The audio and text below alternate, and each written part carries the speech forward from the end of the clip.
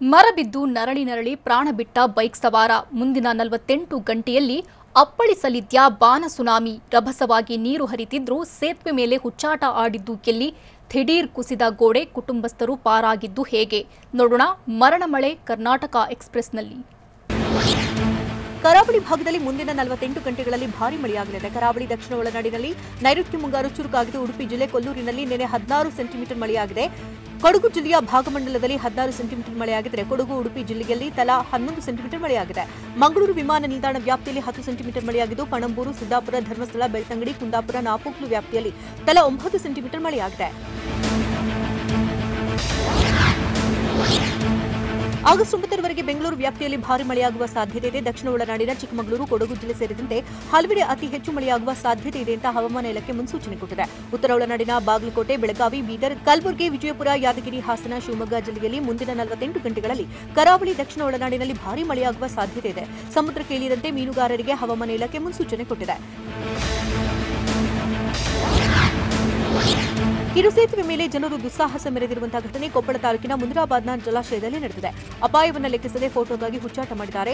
ಮಕ್ಕಳೊಂದಿಗೆ ಕಿರು ತುಂಗಭದ್ರಾ ಜಲಾಶಯ ಮುಂಭಾಗದ ಸೇತುವೆ ಮೇಲೆ ದುಸ್ಸಾಹಸ ಮಾಡುತ್ತಿದ್ದಾರೆ. ಮಳೆ ಹೆಚ್ಚಾಗಿ ಬೀಳ್ತಾ ಇರೋದ್ರಿಂದ ಯಾವ ಕ್ಷಣದಲ್ಲಾದರೂ ಅನಾಹುತಗಳಾಗುವಂತಹ ಸಂಭವ ಇರುತ್ತೆ. ಆದರೂ ಕೂಡ ಕೇರ್ ಮಾಡದಂತಹ ಜನ ಹುಚ್ಚಾಟ ಮಾಡ್ತಿದ್ದಾರೆ.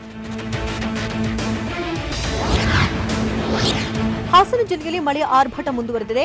ಕಾವೇರಿ ನದಿ ದಂಡೆಯ ರಾಮನಾಥಪುರ ಗ್ರಾಮದಲ್ಲಿ ಹಲವು ಮನೆಗಳು ಜಲಾವೃತವಾಗಿದೆ. ಮಳೆಯ ಪ್ರಮಾಣ ಹೆಚ್ಚಾಗಿ ರಾಜಕಾಲುವೆ ಬಂದಾಗಿದ್ದರಿಂದ ಮನೆಗಳಿಗೆ ನೀರು ನುಗ್ಗಿದೆ. ಮಳೆಯಿಂದಾಗಿ ಒಂದು ಮನೆ ಕುಸಿತವಾಗಿದೆ. ಮನೆಯೊಳಗೆ ನೀರು ನುಗ್ಗಿ ಮನೆಯ ವಸ್ತುಗಳೆಲ್ಲ ನೀರು ಪಾಲಾಗಿದೆ. ಕೂಡಲೇ ರಾಜಕಾಲುವೆ ದುರಸ್ತಿ ಮಾಡಲು ಸ್ಥಳೀಯರು ಆಗ್ರಹಿಸುತ್ತಿದ್ದಾರೆ. ಉಡುಪಿಯಲ್ಲಿ ಎಡೆಬಿಡದೆ ಮಳೆ ಸುರಿತಾ ಇದೆ. ಮಳೆಗೆ ಮೀನುಗಾರಿಕಾ ಉದ್ಯಮ ತತ್ತರಿಸಿ ಹೋಗಿದೆ. 3 ದಿನಗಳಿಂದ ನಿರಂತರ ಮಳೆ ಸುರಿತಾ ಇರುವುದರಿಂದ ಹವಾಮಾನ ಇಲಾಖೆ ರೆಡ್ ಅಲರ್ಟ್ ಘೋಷಿಸಿದೆ. ನಾಡದೋಣಿ ಮೀನುಗಾರಿಕೆ ಸಂಪೂರ್ಣ ಸ್ಥಗಿತಗೊಳಿಸಲಾಗಿದ್ದು ಜಿಲ್ಲಾಡಳಿತ ಆಳ ಸಮುದ್ರ ಮೀನುಗಾರಿಕೆಗೆ ನಿರ್ಬಂಧ ವಿಧಿಸಿದೆ. ಮೀನುಗಾರರಿಗೆ 2 ದಿನ ಆಳ ಸಮುದ್ರಕ್ಕೆ ಹೋಗದಂತೆ ಎಚ್ಚರಿಕೆ ನೀಡಲಾಗಿದೆ. ಹಾಸನ ಜಿಲ್ಲೆಯಾದ್ಯಂತ ಹೆಚ್ಚಿದ ವರುಣನ ಆರ್ಭಟ ಅಬ್ಬರ ಹೆಚ್ಚಾಗಿದೆ. 2ನೇ ಬಾರಿಗೆ ಹೇಮಾವತಿ ಜಲಾಶಯ ಭರ್ತಿಯಾಗಿದ್ದು ಹಾಸನ ಜಿಲ್ಲೆಯ ಗೊರೂರು ಸಮೀಪ ಇರುವಂತಹ ಜಲಾಶಯದಿಂದ ಹೆಚ್ಚುವರಿ 33,400 ಕ್ಯೂಸೆಕ್ ನೀರು ಬಿಡುಗಡೆ ಮಾಡಲಾಗಿದೆ. ನೀರು ನೋಡಲು ಭಾರೀ ಪ್ರಮಾಣದಲ್ಲಿ ಜನ ಬರ್ತಾ ಇದ್ದಾರೆ. ಭಾನುವಾರ ಆಗಿರುವುದರಿಂದ ಜಲಾಶಯದಲ್ಲಿ ಜನಜಾತ್ರೆ ನಿರ್ಮಾಣವಾಗಿತ್ತು. ಬೆಳಗಾವಿಯಲ್ಲಿ ಧಾರಾಕಾರ ಮಳೆಗೆ ಮನೆ ಗೋಡೆಗಳು ಕುಸಿದು ಬೀಳ್ತಾ ಇದೆ. ಬೆಳಗಾವಿ ವಡಗಾಂನ ಪಾಟೀಲ್ ಗಲ್ಲಿಯಲ್ಲಿ ಹಿಟ್ಟಿನ ಗಿರಣಿ ಗೋಡೆ ಕುಸಿತವಾಗಿದೆ. ಗಿರಣಿ ಮಾಲೀಕ ಸಚಿನ್ ದಳವಿ ಅದೃಷ್ಟವಶಾತ್ ಬಚಾವಾಗಿದ್ದಾರೆ. ಹಿಟ್ಟಿನ ಗಿರಣಿ ಗೋಡೆ ಕುಸಿತವಾಗಿದ್ದರಿಂದ ಹಿಟ್ಟಿನ ಯಂತ್ರ ಮತ್ತು ಕಾರು ಕುಟ್ಟುವಂತಹ ಯಂತ್ರ ಮಣ್ಣಿನಡಿಯಲ್ಲಿ ಸಿಲುಕಿದೆ. ಹಿಟ್ಟಿನ ಗಿರಣಿ ಪಕ್ಕದ ಮನೆ ಗೋಡೆ ಕುಸಿತದಿಂದ ಮನೆಯ ಸಾಮಗ್ರಿಗಳಿಗೂ ಹಾನಿಯಾಗಿದ್ದು ಎಲ್ಲವನ್ನ ಕಳೆದುಕೊಂಡು ಕುಟುಂಬ ಬೀದಿಗೆ ಬಿದ್ದಿದ್ದು ಸೂಕ್ತ ಪರಿಹಾರ ನೀಡುವಂತೆ ಸರ್ಕಾರಕ್ಕೆ ಕುಟುಂಬಸ್ಥರು ಆಗ್ರಹಿಸಿದ್ದಾರೆ. ನಿರ್ಮಾಣ ಹಂತದ ರಾಷ್ಟ್ರೀಯ ಹೆದ್ದಾರಿ ಕುಸಿದು ಅವಾಂತರ ಸೃಷ್ಟಿಯಾಗಿದ್ದು ಎಲ್ಲಿ ಸ್ಮಶಾನ ರಸ್ತೆ ಜಲಾವೃತವಾಗಿ ಅಂತ್ಯ ಸಂಸ್ಕಾರಕ್ಕೂ ಹರಸಾಹಸ ಪಟ್ಟಿದ್ದು ಹೇಗೆ ರಸ್ತೆಯೇ ಕೊಚ್ಚಿ ಹೋಗಿ 10ಕ್ಕೂ ಹೆಚ್ಚು ಗ್ರಾಮಗಳ ಸಂಪರ್ಕ ಕಡಿತವಾಗಿರೋದು ಎಲ್ಲಿ ಪ್ರಚಂಡ ಪ್ರವಾಹದಿಂದ ಬದುಕು ಬರ್ಬಾದಾಗಿದ್ದು ಎಲ್ಲಿ ನೋಡೋಣ ಮಳೆ ರಗಳೆ ಕರ್ನಾಟಕ ಎಕ್ಸ್‌ಪ್ರೆಸ್‌ನಲ್ಲಿ. ಹಾಸನ ಜಿಲ್ಲೆ ಮಲೆನಾಡು ಭಾಗದಲ್ಲಿ ಮಳೆ ಅಬ್ಬರಿಸಿ ಬೊಬ್ಬೆರಿತಾ ಇದೆ. ಮಳೆ ಆರ್ಭಟಕ್ಕೆ ನಿರ್ಮಾಣ ಹಂತದ ರಾಷ್ಟ್ರೀಯ ಹೆದ್ದಾರಿಯೇ ಕೊಚ್ಚಿ ಹೋಗಿದೆ. ಸಕಲೇಶಪುರದ ದೋಣಿಗಲ್ ಬಳಿಯ ರಸ್ತೆ ತಡೆಗೋಡೆ ಕುಸಿತ ಆಗಿದ್ದು ನಿರಂತರ ಮಳೆಗೆ ಗೇಬಿಯನ್ ತಡೆಗೋಡೆ ಕೊಚ್ಚಿ ಹೋಗಿದೆ. 25 ಮೀಟರ್ನಷ್ಟು ಉದ್ದದ ಬೃಹತ್ ತಡೆಗೋಡೆ ಹಾಳಾಗಿದೆ. ಕೋಟ್ಯಾಂತರ ರೂಪಾಯಿ ವೆಚ್ಚದಲ್ಲಿ ನಿರ್ಮಿಸಲಾಗಿದ್ದಂತ ತಡೆಗೋಡೆ ನಾಶವಾಗಿದ್ದು ಮಳೆ ಹೆಚ್ಚಾದ್ರೆ ಮುಖ್ಯ ರಸ್ತೆಗೆ ಹಾನಿಯಾಗುವ ಆತಂಕ ಎದುರಾಗಿದೆ.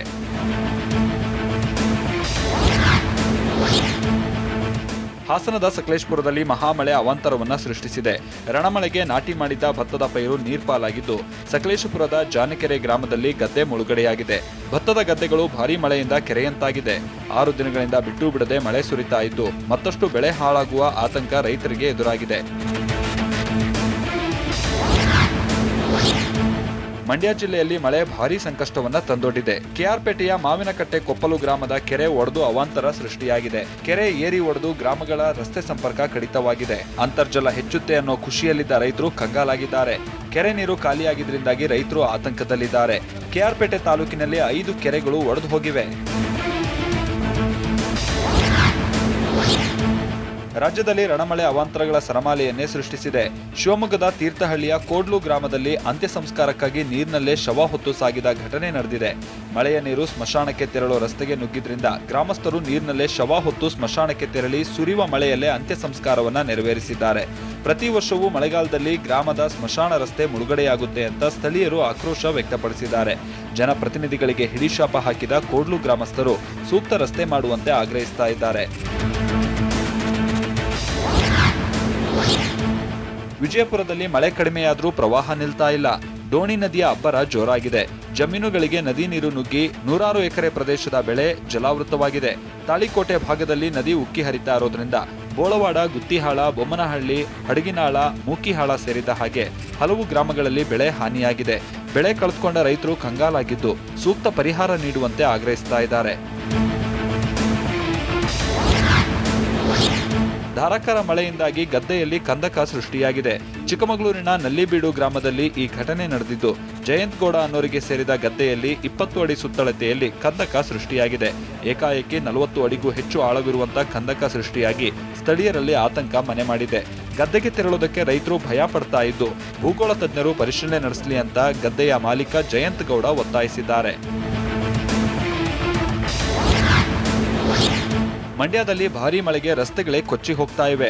ಸಂತೆಬಾಚನಹಳ್ಳಿ ಬಳಿ ರಸ್ತೆಯೇ ನೀರ್ಪಾಲಾಗಿದ್ದು 10ಕ್ಕೂ ಹೆಚ್ಚು ಗ್ರಾಮಗಳಿಗೆ ಸಂಪರ್ಕ ಕಡಿತ ಆಗಿದೆ. ಕೆರೆ ಭರ್ತಿಯಾಗಿ ಎಲ್ಲೆಂದರಲ್ಲಿ ನೀರು ಹರಿತಾ ಇದ್ದು ಗ್ರಾಮಸ್ಥರು ಜೀವ ಕೈಯಲ್ಲಿ ಹಿಡಿದು ತೆರಳೋ ಪರಿಸ್ಥಿತಿ ಎದುರಾಗಿದೆ. ರಸ್ತೆ ಕೊಚ್ಚಿ ಹೋಗಿದ್ರಿಂದ ದೊಡ್ಡಕ್ಯಾತನಹಳ್ಳಿ, ಚಿಕ್ಕಕ್ಯಾತನಹಳ್ಳಿ, ಹಿರಿಸಾವೆ ಸೇರಿ 10ಕ್ಕೂ ಹೆಚ್ಚು ಗ್ರಾಮಗಳಿಗೆ ಸಂಪರ್ಕ ಕಟ್ಟಾಗಿದೆ. ಕೊಡಗಿನಲ್ಲಿ ರಣಮಳೆ ಆರ್ಭಟ ಮುಂದುವರೆದಿದೆ. ಮಡಿಕೇರಿ ತಾಲೂಕಿನ ಹೊದವಾಡ ಗ್ರಾಮದಲ್ಲಿ ಪ್ರವಾಹ ಉಂಟಾಗಿದ್ದು ಗ್ರಾಮೀಣ ರಸ್ತೆಗಳು ಪ್ರವಾಹದಲ್ಲಿ ಮುಳುಗಡೆಯಾಗಿವೆ. ನೀರು ನಿಂತು ನಾಪೋಕ್ಲು, ಮೂರ್ನಾಡು ಸಂಪರ್ಕ ಕಡಿತ ಆಗಿದೆ. ತಗ್ಗು ಪ್ರದೇಶದ ಮನೆ, ಕಾಫಿ ತೋಟ, ಕೃಷಿ ಭೂಮಿ ಜಲಾವೃತವಾಗಿದೆ.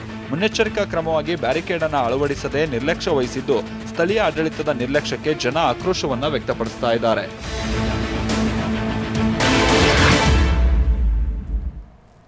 ನೋಡ್ತಿದ್ದಂತೆ ಮೀನುಗಾರಿಕಾ ಬೋಟ್ ಮುಳುಗಿದ್ದು ಹೇಗೆ? ಮನೆಗೆ ಮನೆಯೇ ಕುಸಿದು ಬಿದ್ದಿದ್ದು ಎಲ್ಲಿ? ನಡುಗಡ್ಡೆಯಲ್ಲಿ 400 ಕುಟುಂಬ ನರಳಾಡಿದ್ದು ಹೇಗೆ? ಮನೆ ಕುಸಿದ ತಕ್ಷಣ ಕುಟುಂಬಸ್ಥರು ಓಡಿ ಬಂದು ಜೀವ ಉಳಿಸಿಕೊಂಡಿದ್ದು ಹೇಗೆ? ನೋಡೋಣ ಬಾನ ಸುನಾಮಿ ಕರ್ನಾಟಕ ಎಕ್ಸ್‌ಪ್ರೆಸ್‌ನಲ್ಲಿ.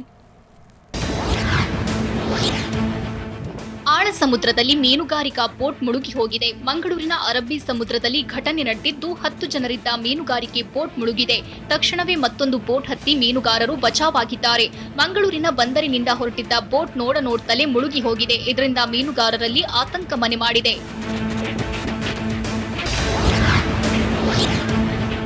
ಕೋಲಾರ ಜಿಲ್ಲೆಯಲ್ಲಿ ಮಳೆಯಿಂದ ಅಪಾರ ಬೆಳೆ ನಾಶವಾಗಿದೆ. ಕೋಲಾರದ ಇರಗಸಂದ್ರ ಗ್ರಾಮದಲ್ಲಿ ಬೆಳೆ ನೀರು ಪಾಲಾಗಿ ಎಲೆಕೋಸು, ಸೋರೆಕಾಯಿ ಬೆಳೆ ನೆಲಕಚ್ಚಿದೆ. ಮಳೆಯಿಂದ ಸಂಪೂರ್ಣ ಬೆಳೆ ಹಾಳಾಗಿದ್ದು ಜಲಾವೃತವಾಗಿರೋ ತೋಟದಲ್ಲಿ ಬೆಳೆ ಕೊಳೆಯುತ್ತಿದೆ. ಕಷ್ಟಪಟ್ಟು ಬೆಳೆದಿದ್ದ ಬೆಳೆ ಹಾಳಾಗಿದ್ರಿಂದ ಅಪಾರ ಪ್ರಮಾಣದ ನಷ್ಟವುಂಟಾಗಿದ್ದು ಅನ್ನದಾತರು ಕಂಗಾಲಾಗಿದ್ದಾರೆ.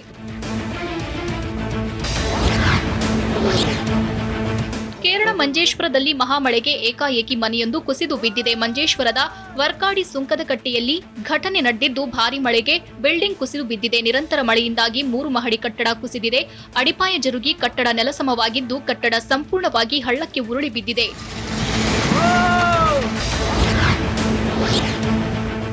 ಮಹಾಮಳೆಯ ಹೊಡೆತಕ್ಕೆ ನದಿ ಹಳ್ಳಕೊಳ್ಳಗಳು ತುಂಬಿ ಹರಿಯುತ್ತಿವೆ. ಅಷ್ಟೇ ಅಲ್ಲ, ಕೆರೆಗಳು ಭರ್ತಿಯಾಗಿ ಕೋಡಿ ಬಿದ್ದಿವೆ. ಭಾರೀ ಮಳೆಗೆ ತುಮಕೂರು ಜಿಲ್ಲೆಯ ಕುಣಿಗಲ್ ಕೆರೆ ಭರ್ತಿಯಾಗಿದ್ದು ಕೆರೆ ಕೋಡಿ ಬಿದ್ದು ನೀರು ಹರಿಯುತ್ತಿದೆ. ಡ್ರೋನ್ ಕಣ್ಣಲ್ಲಿ ಕೆರೆಯ ವಿಹಂಗಮ ನೋಟ ಸೆರೆಯಾಗಿದೆ. ಕುಣಿಗಲ್ ಕೆರೆ ತುಂಬಿದ್ರಿಂದ ಅದರ ಸೌಂದರ್ಯ ಮತ್ತಷ್ಟು ಹೆಚ್ಚಾಗಿದೆ.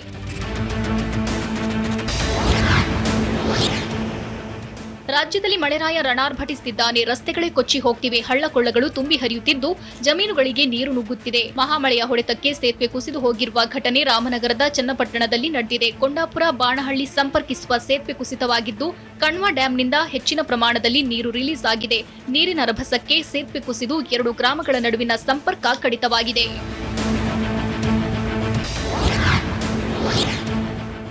ಕೊಡಗು ಜಿಲ್ಲೆಯಲ್ಲಿ ಮಳೆಯ ಆರ್ಭಟ ಮುಂದುವರೆದಿದ್ದು ನಾಪೊಕ್ಲು ಬಳಿ ಚೆರಿಯಪರಂಬು ಗ್ರಾಮದಲ್ಲಿ ಜನ ಪರದಾಡುವಂತಾಗಿದೆ. ಕೊಡಗು ಜಿಲ್ಲೆ ಮಡಿಕೇರಿ ತಾಲೂಕಿನ ಚೆರಿಯಪರಂಬು ಗ್ರಾಮದಲ್ಲಿ ಮಳೆಯಿಂದ 400 ಕುಟುಂಬಕ್ಕೆ ಜಲ ದಿಗ್ಬಂಧನವಾಗಿದ್ದು ಗ್ರಾಮಸ್ಥರು ಜೀವ ಪಣಕ್ಕಿಟ್ಟು ಪ್ರವಾಹ ದಾಟಿದ್ದಾರೆ. ಪೊಲೀಸ್ ಠಾಣೆಯಿಂದ ಮರಳು ತೆಪ್ಪ ತಂದು ಮರಳು ತೆಪ್ಪದಲ್ಲೇ ಪ್ರವಾಹ ದಾಟಿದ್ದಾರೆ.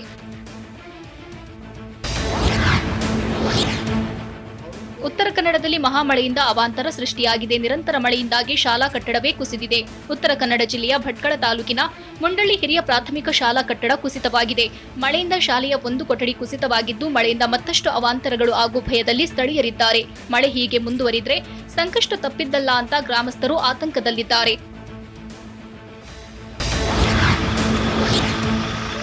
ಹಾಸನದಲ್ಲಿ ಚಾಲಕನ ನಿಯಂತ್ರಣ ತಪ್ಪಿ ಕಾರು ಕೆರೆಗೆ ಬಿದ್ದಿದೆ. ಕಾರಿನಲ್ಲಿದ್ದ ಮೂವರು ಪ್ರಾಣಾಪಾಯದಿಂದ ಪಾರಾಗಿದ್ದು, ಅರಕಲಗೂಡು ತಾಲೂಕಿನ ಶಂಭುನಾಥಪುರ ಬಳಿ ಘಟನೆ ನಡೆದಿದೆ. ಸ್ಥಳೀಯರು ಕೆರೆಗೆ ಹಾರಿ ಮೂವರನ್ನ ರಕ್ಷಿಸಿದ್ದಾರೆ. ಗೊರೂರಿಂದ ಅರಕಲಗೂಡಿಗೆ ಮದ್ವೆಗೆ ಹೋಗ್ತಿದ್ದಾಗ ಘಟನೆ ಸಂಭವಿಸಿದ್ದು, ಅರಕಲಗೂಡು ಪೊಲೀಸ್ ಠಾಣೆ ವ್ಯಾಪ್ತಿಯಲ್ಲಿ ಘಟನೆ ನಡೆದಿದೆ. ಅದೃಷ್ಟವಶಾತ್ ಮೂವರು ಪ್ರಯಾಣಿಕರು ಪ್ರಾಣಾಪಾಯದಿಂದ ಪಾರಾಗಿದ್ದಾರೆ.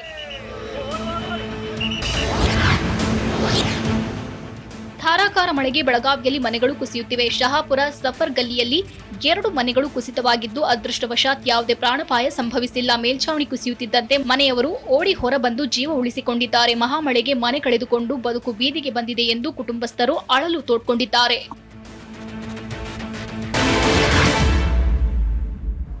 ಈದ್ಗಾ ಮೈದಾನ ವಿವಾದ ಮತ್ತೆ ತಾರಕಕ್ಕೇರಿದ್ದು ಯಾಕೆ?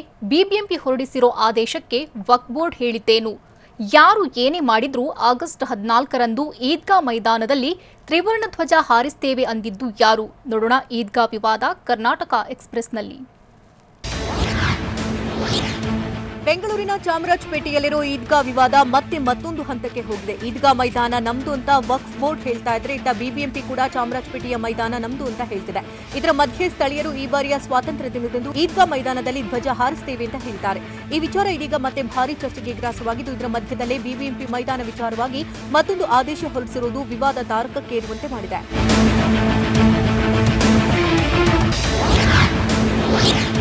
ಚಾಮರಾಜಪೇಟೆ ಮೈದಾನ ಕಂದಾಯ ಇಲಾಖೆ ಆಸ್ತಿ ಅಂತ ಬಿಬಿಎಂಪಿಯಿಂದ ಮಹತ್ವದ ಆದೇಶ ಹೊರಡಿಸಿದೆ. ವಕ್ಫ್ ಬೋರ್ಡ್ ಸಲ್ಲಿಸಿದ ಅರ್ಜಿ ವಜಾಗೊಳಿಸಿದ್ದಕ್ಕೆ ಪಾಲಿಕೆ ನಿನ್ನೆ ಆದೇಶ ಹೊರಡಿಸಿ ವಿವಾದಕ್ಕೆ ಅಂತ್ಯ ಹಾಡಿತು. ಆದರೆ ಬಿಬಿಎಂಪಿ ಆದೇಶಕ್ಕೆ ವಕ್ಫ್ ಬೋರ್ಡ್ ತೀವ್ರ ಆಕ್ಷೇಪ ವ್ಯಕ್ತಪಡಿಸ್ತಾ ಇದೆ. ಇದೀಗ ಮತ್ತೊಂದು ಹಂತದ ಹೋರಾಟ ಶುರು ಮಾಡಲು ಮುಂದಾಗಿದೆ.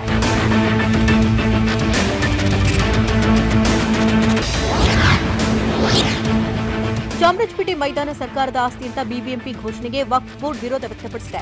ಮೈದಾನ ವಕ್ಫ್ ಬೋರ್ಡ್ನದ್ದು ಅಂತ ಸುಪ್ರೀಂ ತೀರ್ಪು ನೀಡಿದೆ. 1965ರಲ್ಲಿ ಸುಪ್ರೀಂ ಕೋರ್ಟ್ನಿಂದ ತೀರ್ಪು ಕೊಟ್ಟಿದೆ. ಈಗ ಬಿಬಿಎಂಪಿ ತನ್ನದೇ ಹೊಸ ಆದೇಶವನ್ನು ಹೊರಡಿಸಿದೆ. ಈ ಮೂಲಕ ಬಿಬಿಎಂಪಿ ನ್ಯಾಯಾಂಗ ನಿಂದನೆ ಮಾಡಿದೆ ಅಂತ ವಕ್ಫ್ ಬೋರ್ಡ್ ಅಧ್ಯಕ್ಷ ಶಾಫಿ ಸಾದಿ ಆರೋಪ ಮಾಡಿದ್ದಾರೆ.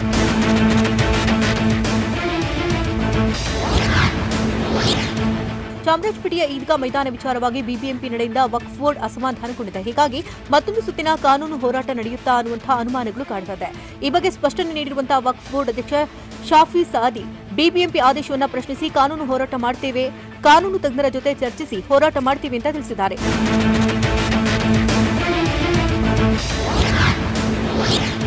ಚಾಮರಾಜಪೇಟೆಯ ವಿವಾದ ತಾರಕಕ್ಕೇರಿದೆ. ಮೈದಾನ ಬಿಬಿಎಂಪಿಯದ್ದ ಅಥವಾ ವಕ್ಫ್ ಬೋರ್ಡ್ನದ್ದ ಅನ್ನೋ ಗುದ್ದಾಟ ನಡೀತಾ ಇದೆ. ಈ ಮಧ್ಯೆ ಯಾರಿಗೇನ್ ಬೇಕಾದ್ರೂ ಮಾಡಲಿ, ಈದ್ಗಾ ಮೈದಾನದಲ್ಲಿ ಆಗಸ್ಟ್ 15ಕ್ಕೆ ತ್ರಿವರ್ಣ ಧ್ವಜ ಹಾರಿಸ್ತೀವಿ ಅಂತ ಚಾಮರಾಜಪೇಟೆ ನಾಗರಿಕರ ಒಕ್ಕೂಟದಿಂದ ಘೋಷಣೆ ಮಾಡಿದೆ. ಚಾಮರಾಜಪೇಟೆ ಮೈದಾನದಲ್ಲಿ ತ್ರಿವರ್ಣ ಧ್ವಜ ಹಾರಿಸ್ತೀವಿ, ಹರಿಯು ನೀರಿಗೆ ದೊಣ್ಣೆ ನಾಯಕನ ಅಪ್ಪಣೆ ಬೇಕಿಲ್ಲ, ತ್ರಿವರ್ಣ ಧ್ವಜ ಹಾರಿಸಿಯೇ ತೀರ್ತೀವಿ ಅಂತ ಚಾಮರಾಜಪೇಟೆ ನಾಗರಿಕರ ಒಕ್ಕೂಟ ಹೇಳಿದೆ.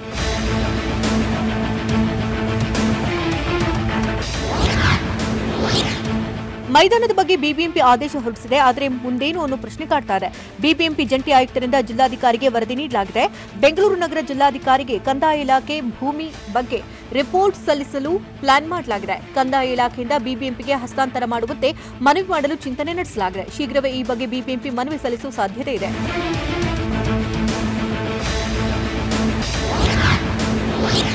ಚಾಮರಾಜಪೇಟೆ ಮೈದಾನ ಬಿಬಿಎಂಪಿ ಸ್ವತ್ತು ಅಂತ ಹೇಳ್ತಾ ಇರುವಂತಹ ಪಾಲಿಕೆ ಚಾಮರಾಜಪೇಟೆಯಲ್ಲಿ ಆಟದ ಮೈದಾನ ಇಲ್ಲ. ಹೀಗಾಗಿ ಬಿಬಿಎಂಪಿಗೆ ಹಸ್ತಾಂತರ ಮಾಡುವಂತೆ ಕೋರಿ ಮನವಿ ಜಿಲ್ಲಾಧಿಕಾರಿಗಳಿಗೆ ಮನವಿ ಸಲ್ಲಿಸಿದೆ. ನಂತರ ಬಿಬಿಎಂಪಿಗೆ ಮೈದಾನ ಹಸ್ತಾಂತರವಾಗುವ ಸಾಧ್ಯತೆ ಇದೆ. ಆಗಸ್ಟ್ 15ರಂದು ಸ್ವಾತಂತ್ರ್ಯ ದಿನಾಚರಣೆ ಕಾರ್ಯಕ್ರಮ ಆಯೋಜಿಸುವುದು ಜಿಲ್ಲಾಡಳಿತಕ್ಕೆ ಬಿಟ್ಟ ವಿಚಾರವಾಗಿದೆ.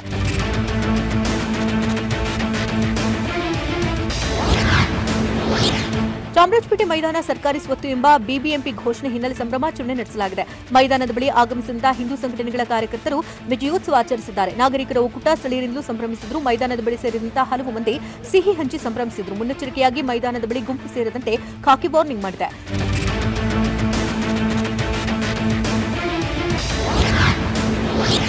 ಚಾಮರಾಜಪೇಟೆ ಈದ್ಗಾ ಮೈದಾನ ವಿವಾದ ತಾರಕಕ್ಕೇರ್ತಾ ಇದ್ದಂತೆ ಪೊಲೀಸರು ಅಲರ್ಟ್ ಆಗಿದ್ದಾರೆ. ಚಾಮರಾಜಪೇಟೆ ಮೈದಾನಕ್ಕೆ ಬಿಗಿ ಭದ್ರತೆಯನ್ನು ವಹಿಸಲಾಗಿದೆ. ಮುನ್ನೆಚ್ಚರಿಕಾ ಕ್ರಮವಾಗಿ ಪೊಲೀಸ್ ಭದ್ರತೆ ನಿಯೋಜಿಸಲಾಗಿದ್ದು, ಮೈದಾನದಲ್ಲಿ ಯಾರೂ ಗುಂಪು ಸೇರೋ ಹಾಗಿಲ್ಲ ಅನ್ನೋ ವಾರ್ನಿಂಗ್ ನೀಡಿದೆ. ಮೈದಾನದ ಸುತ್ತಮುತ್ತ ಪೊಲೀಸರ ನಿಯೋಜನೆ ಹೆಚ್ಚಿಸಲಾಗಿದೆ.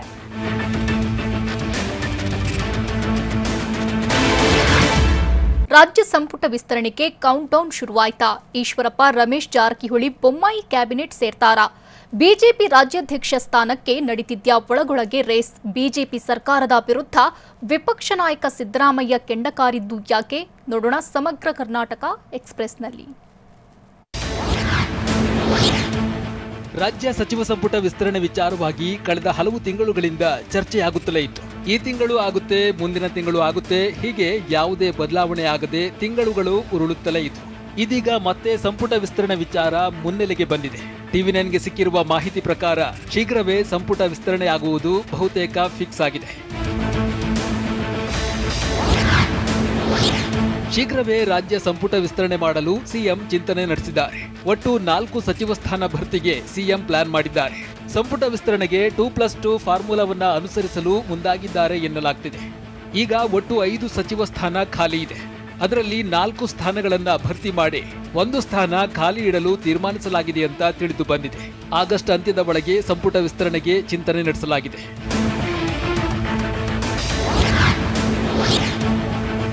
ಸಚಿವ ಸಂಪುಟ ವಿಸ್ತರಣೆಯಾದರೆ ಈಶ್ವರಪ್ಪ ಹಾಗೂ ರಮೇಶ್ ಜಾರಕಿಹೊಳಿಗೆ ಮಂತ್ರಿ ಭಾಗ್ಯ ಸಿಗಲಿದೆಯಾ ಎನ್ನುವ ಮಾತುಗಳು ಕೇಳಿ ಬರ್ತಿವೆ. ಲಕ್ಷ್ಮಣ್ ಸವದಿ, ಸಿಪಿ ಯೋಗೇಶ್ವರ್ ಕೂಡ ಸಚಿವ ಸ್ಥಾನಕ್ಕೆ ಪ್ರಯತ್ನ ಪಡ್ತಿದ್ದಾರೆ ಅಂತ ಹೇಳಲಾಗ್ತಿದೆ. ಈ ಬಗ್ಗೆ ಪಕ್ಷದ ಹಿರಿಯ ನಾಯಕರ ಜೊತೆಗೆ ಸಿಎಂ ಚರ್ಚೆ ನಡೆಸುತ್ತಿದ್ದಾರೆ. ಎಲ್ಲ ಅಂದುಕೊಂಡಂತೆ ಆದ್ರೆ ಈ ತಿಂಗಳ ಅಂತ್ಯದ ಒಳಗೆ ಸಂಪುಟ ವಿಸ್ತರಣೆ ಆಗಲಿದೆ. ಸಂತೋಷ್ ಆತ್ಮಹತ್ಯೆ ಕೇಸ್ನಲ್ಲಿ ಈಶ್ವರಪ್ಪಗೆ ಈಗಾಗಲೇ ಕ್ಲೀನ್ ಚಿಟ್ ಸಿಕ್ಕಿದೆ. ಪಕ್ಷದಲ್ಲಿ ಹಿರಿಯ ಮತ್ತು ಸಂಘದಿಂದ ಬಂದ ನಾಯಕರಾಗಿದ್ದಾರೆ. ಅಷ್ಟೇ ಅಲ್ಲ, ಈಶ್ವರಪ್ಪ ಕುರುಬ ಸಮುದಾಯದ ಪ್ರಮುಖ ನಾಯಕರು ಕೂಡ ಆಗಿದ್ದಾರೆ. ಇನ್ನು ಇತ್ತ ಸಿದ್ದರಾಮಯ್ಯ ರಾಜ್ಯದಲ್ಲಿ ಕುರುಬರನ್ನ ಸಂಘಟಿಸ್ತಾ ಇದ್ದಾರೆ. ಈಶ್ವರಪ್ಪರವರ ಮೂಲಕ ಸಣ್ಣ ಮಟ್ಟಿಗೆ ಸಿದ್ದುಗೆ ಪ್ರತಿರೋಧವನ್ನ ಮಾಡಬಹುದು. ಜೊತೆಗೆ ಈಶ್ವರಪ್ಪ ಕುರುಬರನ್ನ ಓಲೈಸಿಕೊಳ್ಳೋದು ಕೂಡ ಬಿಜೆಪಿಯ ಪ್ಲಾನ್ ಆಗಿದೆ. ಬೆಳಗಾವಿ ರಾಜಕಾರಣದಲ್ಲಿ ರಮೇಶ್ ಜಾರಕಿಹೊಳಿ ಅತ್ಯಂತ ಪ್ರಭಾವಿ ರಾಜಕಾರಣಿ. ಬೆಳಗಾವಿಯಲ್ಲಿ 18 ವಿಧಾನಸಭಾ ಕ್ಷೇತ್ರಗಳ ಪೈಕಿ 3ರಿಂದ 4 ಕಡೆ ರಮೇಶ್ ಪ್ರಭಾವವಿದೆ.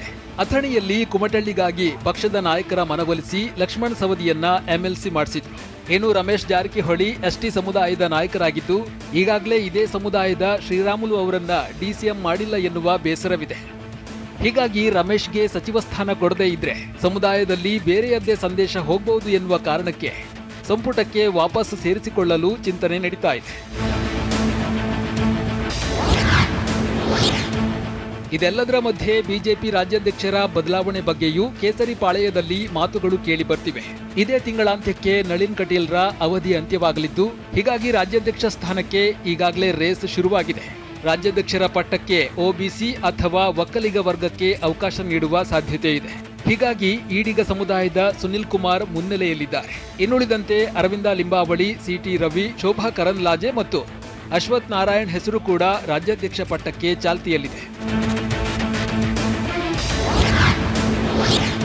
ಒಂದ್ ಕಡೆ ಸಂಪುಟ ವಿಸ್ತರಣೆಗೆ ಸಿಎಂ ಪ್ಲಾನ್ ಮಾಡ್ತಾ ಇದ್ರೆ, ಇತ್ತ ಶಾಸಕರು ಮಂತ್ರಿಗಿರಿಗೆ ಹೆಚ್ಚಿನ ಆಸಕ್ತಿಯನ್ನ ತೋರುತ್ತಿಲ್ಲ ಅಂತ ಹೇಳಲಾಗ್ತಿದೆ. ಚುನಾವಣೆಗೆ ಇನ್ನು ಕೆಲ ತಿಂಗಳುಗಳಷ್ಟೇ ಬಾಕಿ ಇರುವುದರಿಂದ ಚುನಾವಣಾ ತಯಾರಿಗೆ ಶಾಸಕರಿಂದ ಹೆಚ್ಚಿನ ಆದ್ಯತೆಯನ್ನ ನೀಡಲಾಗ್ತಿದೆ. ಹೀಗಾಗಿ ಸಚಿವ ಸ್ಥಾನದ ಬಗ್ಗೆ ತಲೆಕೆಡಿಸಿಕೊಳ್ಳುತ್ತಿಲ್ಲ ಅಂತ ರಾಜಕೀಯ ಪಡಸಾಲೆಯಲ್ಲಿ ಚರ್ಚೆಯಾಗ್ತಿದೆ. ಆದರೆ ಸಂಪುಟ ವಿಸ್ತರಣೆ ದಿನ ಹತ್ತಿರವಾದಂತೆ ಸತ್ಯ ಏನು ಅನ್ನೋದು ಹೊರಬೀಳಲಿದೆ. ನಮ್ಮ ಕಾರ್ಯಕ್ರಮಗಳನ್ನ ನಿಲ್ಲಿಸಿದ್ದಾರೆ ಅಂತ ಬಿಜೆಪಿ ವಿರುದ್ಧ ವಿಪಕ್ಷ ನಾಯಕ ಸಿದ್ದರಾಮಯ್ಯ ಕಿಡಿಕಾರಿದ್ದಾರೆ. ಮೈಸೂರು ಜಿಲ್ಲೆ ಹುಣಸೂರಿನಲ್ಲಿ ಕನಕ ಭವನವನ್ನ ಉದ್ಘಾಟಿಸಿ ಮಾತನಾಡಿದ ಅವರು, ನಾನು ಸಿಎಂ ಆಗಿದ್ದಾಗ ಎಲ್ಲಾ ಜಾತಿಯವರಿಗೂ ಅನುದಾನವನ್ನ ಕೊಟ್ಟಿದ್ದೇನೆ. ನಾನು ಜಾರಿಗೆ ತಂದಿದ್ದ ಎಲ್ಲಾ ಕಾರ್ಯಕ್ರಮಗಳನ್ನ ನಿಲ್ಲಿಸಿದ್ದಾರೆ. ಏನೂ ಕೊಡದ ಮೇಲೆ ಲೂಟಿ ಹೊಡೆಯಲು ಇರಬೇಕಾ? ಇವರ ಮನೆ ಹಾಳಾಗ ಅಂತ ಸಿದ್ದರಾಮಯ್ಯ ತೀವ್ರ ವಾಗ್ದಾಳಿ ನಡೆಸಿದ್ರು. ಹುಣಸೂರು ಜನರ ಋಣ ಎಷ್ಟು ಸೇವೆ ಮಾಡಿದರೂ ತೀರಿಸಲಾಗದು. ಮತ್ತೆ ನಮಗೆ ಅಧಿಕಾರ ಸಿಕ್ಕರೆ ಈ ಕ್ಷೇತ್ರದ ಸೇವೆ ಮಾಡ್ತೇನೆ. ನಾನು ರಾಜಕೀಯಕ್ಕೆ ಬಂದಿರುವುದು ಆಸ್ತಿ ಮಾಡಲು ಅಲ್ಲ ಅಂತ ಸಿದ್ದರಾಮಯ್ಯ ಕಾರ್ಯಕ್ರಮದಲ್ಲಿ ಹೇಳಿದರು.